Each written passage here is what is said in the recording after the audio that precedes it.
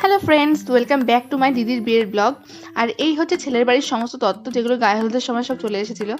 আর এই যে দিদির ব্যাকগ্রাউন্ডটা গায়ে হলুদের, এটা কিন্তু আমি নিজের হাতে পুরোটা সাজিয়েছি। কেমন হয়েছে সাজানোটা সেটাও কিন্তু অবশ্যই কমেন্টস জানিও। তো শুধু কাজ করলে তো চলবে না, একটুখানি জল ভরতে তো যেতে হবে। শুধু কি কাজই করবো না, আনন্দ ফুর্তি করতে হবে না, দিদির বিয়ে বলে কথা। তাই চলে গেলাম নিজেও একটু রেডি হয়ে জল ভরতে। আর আমাকে এই গায়ে হলুদের লুকসে কেমন লাগছিল দেখতে সেটা কিন্তু জানাতে একদম ভুলো না। আর আমরা যেখানে আছি সেখানে তো হই হই হবে। আমরা কিন্তু সবাই মিলে বেশ নাচানাচি করতে করতে হই হই করতে করতে গেছিলাম জল ভরতে। যদিও সব ভিডিও ক্লিপ এখানে নেই, কারণ নাচানাচি করতে করতে সবাই ভিডিও করতেই ভুলে গিয়েছিল। তারপরে মামিরা নেমে গেল জল ভরতে পুকুরে। আর এই গুরু দায়িত্ব আমার বড় মামি আর ছোটো মামি পালন করেছে, পুকুর থেকে জল ভরে নিয়ে আসার।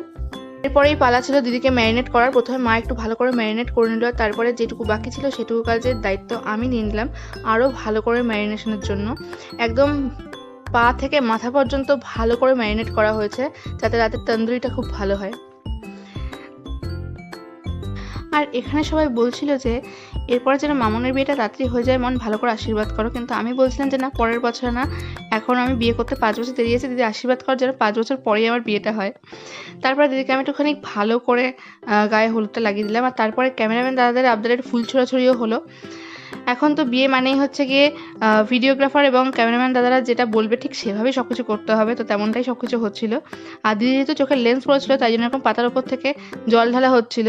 আর সব থেকে মজার ব্যাপার হচ্ছে দিদি এই মুচিগুলো ভাঙতে পারছিল না পা দিয়ে একেবারেই। মানে ও বলছিল ওর আইবুড়ো নাম নাকি ঘুচবেই না, তাই জন্য মুচিগুলো ভাঙতে চাইছে না। তো অনেক কষ্টে ওকে অনেক সময় ধরে মুচিগুলোকে ভাঙতে হয়েছিল। বোধহয় আইবুড়ো নামটা সত্যিই ঘুচতে চাইছিল না। তো যাই হোক, এই হচ্ছে দিদির গায়ে হলুদের ভিডিও। তো গায়ে হলুদে কাকে কেমন লাগছিল তার জন্য আমি কিছু ছবি শেষে জুড়ে দিচ্ছি। তোমরা কিন্তু অবশ্যই কমেন্টসে জানিও যে আমাদের সবাইকে কেমন লাগছিল গায়ে হলুদের সময়, কারণ সবাই গাঁদা ফুলের মালা দিয়ে সেজেছিলাম।